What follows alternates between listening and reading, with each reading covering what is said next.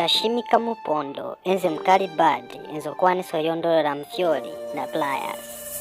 Ntawi ya birthday yake inabwela yafika aboenda kucelebrate kuhangwilayo.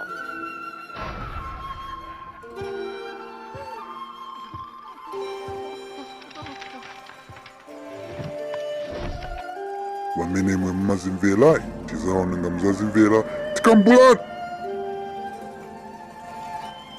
Mpondo analangana kupuwa wawo apo amela apo akamba First nikupule nwa stupid.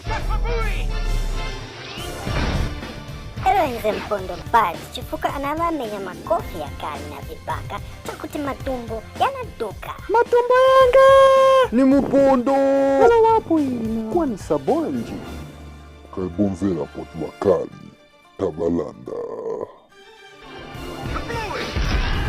Elo mpondo anavijaka jaka fuva monga awasha mablanketi.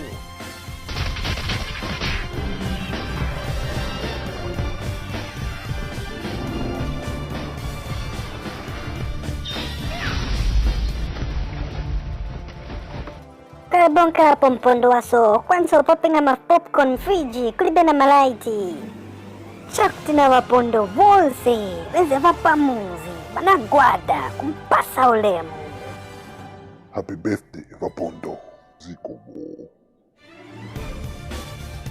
But birthday nankala festi embe kizela ndava vipuva vonsi vamkombo vinabomeniwa elonga vipuva bwira ufunika chabeku lekani ndi man of God naimwe.